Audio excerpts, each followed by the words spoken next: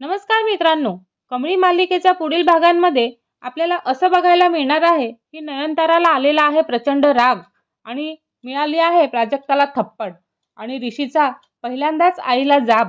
घरात संध्याकाळच्या वेळ आहे आणि वातावरण अधिक तणावपूर्ण असतं. कमळीचा कॉलेजचा अभ्यास, घरातले बदल, अन्नपूर्णाची प्रकृती या सगळ्यांमध्ये नयनताराचं डोकं खूप तापलेलं असतं आणि त्याच क्षणी नयनताराच्या मनामध्ये एकच संशय घर करून बसलेला असतो आणि तो म्हणजे ऋषी आणि कमळीला जवळ आणण्याचा प्लॅन. आणि हा प्लॅन कोणीच नसून तो प्राजक्ताच करत आहे असं नयनताराला वाटतं आणि त्यामुळे ती नयनताराला एक जोरदार थप्पट मारते आणि ऋषी पहिल्यांदाच त्याच्या आईला जाब विचारतो. पण हे सगळे बदल कशा प्रकारे होतात ते आपल्याला या भागामध्ये बघायला मिळणार आहेत. पण त्याआधी जर तुम्ही आमच्या चॅनलला सबस्क्राईब केलं नसेल तर सबस्क्राईब करा आणि व्हिडिओ आवडल्यास लाईक द्यायला विसरू नका.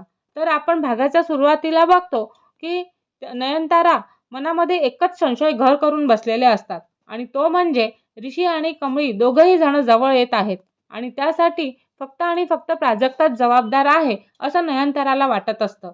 मग एके दिवशी नयनतारा हॉलमध्ये येते आणि समोर प्राजक्ता मोबाईलमध्ये काहीतरी बघत असते आणि ती सहजच दिसत असतं.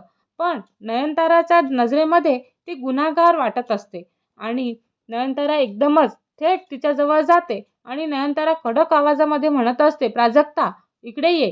तेव्हा प्राजक्ता गोंधळून जाते आणि हळू आवाजात म्हणत असते, आई काय झालं? तेव्हा नयनतारा तिचा हात पकडते आणि जोरात ओढते आणि नयनतारा म्हणते, काय झालं? आणि तेही तू मला विचारतेस काय झालं? प्राजक्ता घाबरते आणि प्राजक्ता म्हणते, आई मी काहीच नाही केलं ग, काय झालं? तेव्हा नयनतारा डोळे लाल करून बोलत असते आणि म्हणते, मला खोटं बोलू नकोस आणि मी सगळं बघतोय. तू ऋषी आणि कमळी हे मुद्दाम जवळ आणतेस ना दोघांना? तेव्हा प्राजक्ताला शॉक बसतो. प्राजक्ता म्हणते, काय? आणि मी? नाही ग आई, नाही. नयनतारा चिडून पुढे येते आणि म्हणते, मग हे काय आहे? कधी तिचे नोट्स, कधी तिचे कॉलेजचे फॉर्म, कधी तिचे प्रोजेक्ट आणि कधी कमळी, हे सगळं ऋषीच्या हातून करून घेतेस ना तू? तेव्हा प्राजक्ता घाबरून म्हणते, आणि आई कमळीला मदत लागते म्हणून मी थोडीफार मदत करते, दुसरं काही नाही. तेव्हा नयनतारा त्या वाक्यावरती भडकते. नयनतारा तिरस्काराने म्हणते, मदत आणि जुळवाजुळव? आणि हे पुढच्या क्षणी चाप असं करून नयनतारा जोरात थप्पड लगावते. घरात आवाज घुमतो आणि प्राजक्ता जागेवरच स्तब्ध होते आणि तिच्या डोळ्यामध्ये पाणी असतं आणि गाल पण तिचे लाल झालेले असतात. प्राजक्ता थरथरत आवाजात म्हणत असते, आई. नयनतारा तिच्यावरती तुटूनच पडते. नयनतारा म्हणते, लाज नाही वाटत का तुला? माझ्या घरात राहून माझ्याच मुलाच्या आयुष्याशी खेळते तर? तेव्हा प्राजक्ता रडते आणि म्हणते, आई मी काहीच असं चुकीचं केलेलं नाही आणि कमळी खूप चांगली मुलगी आहे. तेव्हा नयनतारा मध्येच तोडते आणि नयनतारा म्हणते, गप्प, मला अजून एक शब्दही ऐकायचा नाही त्या कमळीविषयी. आणि तेवढ्यातच तिथे दार उघडतं आणि ऋषी आत येतो. त्याला प्राजक्ताच्या डोळ्यातलं पाणी दिसतं आणि तिच्या गालावरचा ठसा सुद्धा दिसतो. ऋषीचा चेहरा क्षणातच बदलतो आणि ऋषी कडक आवाजामध्ये म्हणत असतो, आई तुम्ही प्राजक्ताला का मारलत? तेव्हा नयनतारा काहीच बोलत नाही आणि ती सरळ तोंड फिरवते. ऋषी आवाज वाढवत म्हणत असतो, मी विचारतोय ना, कशासाठी मारलत तुम्ही तिला? तेव्हा नयनतारा त्याच्याकडे पाहते आणि डोळ्यामध्ये राग आणि हट्ट असतो. नयनतारा म्हणते, तू मध्ये पडू नकोस ऋषी, तू मध्ये पडू नकोस. ऋषीचा संताप वाढतो आणि ऋषी म्हणतो, माझी बहीण आहे ना ती, आणि तुम्ही तिला थप्पड का मारलीत आणि मी मध्ये पडू नको असं म्हणताय? नयनतारा त्याच्यावरतीच चिडते आणि म्हणते, तुझ्या बहिणीला समजत नाही का काय करायचं आणि काय नाही? तेव्हा ऋषी अजूनच घट्ट होतो. ऋषी म्हणतो, ती काय करते आई? तुम्हाला इतका राग येईल असं काय केलंय तिने? तेव्हा नयनतारा थोडी थांबते आणि मग तिरस्कारपणाने बघते आणि बोलते, म्हणते की तिला फार शहाणपण सुचलेलं आहे आणि मी तिला आणि कमळीला मुद्दामच जवळ आणते ना. आणि क्षणभर तिथे शांतता होऊन जाते. तेव्हा ऋषीच्या चेहऱ्यावरती धक्का नाही पण संताप येतो, कारण त्याला असं वाटतं की आई चुकीच्या दिशेने विचार करते. तेव्हा ऋषी खूप ठामपणे म्हणत असतो, आई तुम्ही हे काय बोलताय? याचा अर्थ तुम्हाला तुमच्या स्वतःला आणि मुलावरती विश्वास नाही का?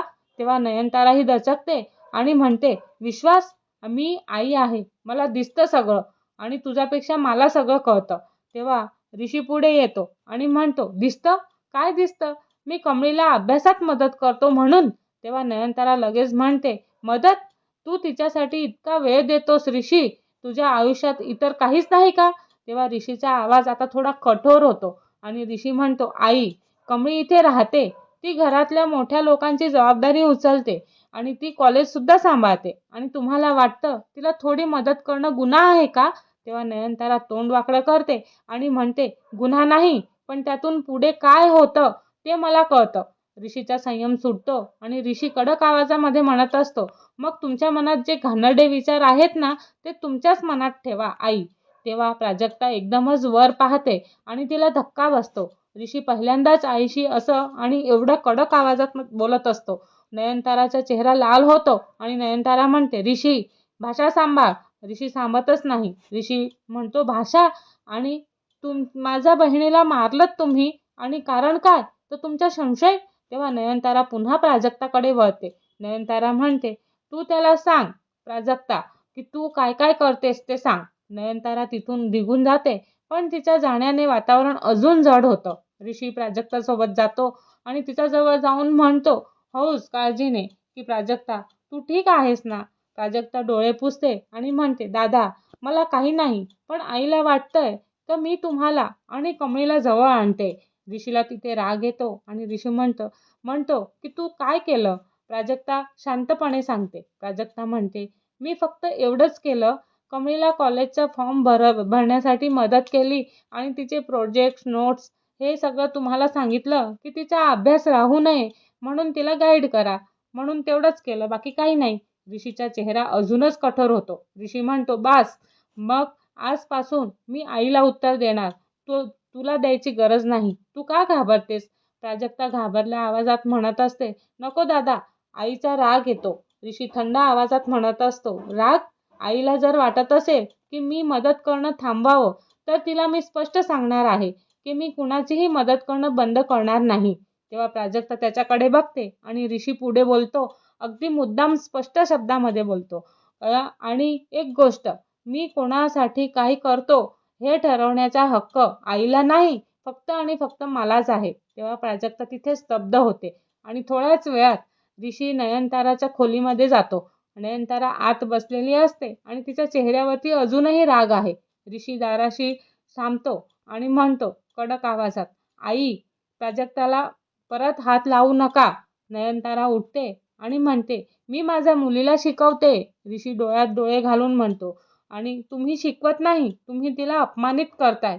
नयनतारा काहीच बोलणार तेवढ्या वेळातच ऋषी पुढे म्हणतो, आणि कमळीबद्दल जे काही तुमच्या डोक्यात चाललेलं आहे ना, ते थांबवा. नयनतारा तिरस्काराने हसते आणि म्हणते, थांबवू? मी बघते तेच आहे. आणि ऋषी, तू काय करतोयस ना, ते मला सगळं कळतं. ऋषी शांत पण धारदार आवाजामध्ये उत्तर देतो, का मी काय करतो? मी फक्त एवढंच करतो ना, का ती अभ्यासात मागे पडू नये म्हणून मदत करतो, ती घरात एकटी पडू नये म्हणून बोलतो, आणि स्वतःच्या पायावर उभी राहावी म्हणून सपोर्ट करतो. तो तिथेच थांबतो आणि मग एक ओळ ऋषी म्हणतो, यात जर तुम्हाला काही चुकीचं वाटत असेल ना, तर तो दोष माझ्यात नाही, तुमच्या विचारमध्ये आहे आई. तेव्हा नयनतारा तिथे स्तब्ध होते आणि ऋषी तिथून निघून जातो. भागाचा शेवट असा होतो की नयनतारा एकटेच तिथे उभे राहतात आणि त्यांच्या मनामध्ये एकच गोष्ट फिरत असते, का ही कमळी माझ्या मुलाच्या आयुष्यात खूप आत येते. आणि दुसरीकडे प्राजक्ता रडत असते आणि ऋषीचा चेहरा पहिल्यांदाच इतका कठोर झालेला असतो. आता नयनतारा पुढचा डाव काय खेळणार? आणि ती कमळीवरती थेट आरोप करणार, का कमळीलाच घरी बोलवून काहीतरी तिला सांगणार, का नवीन डाव रचणार? आणि ऋषी आईसमोर अजून कठोर होणार का? हे सगळं बघण्यासाठी आमच्या चॅनलला लाईक, शेअर आणि सबस्क्राईब करायला विसरू नका. धन्यवाद.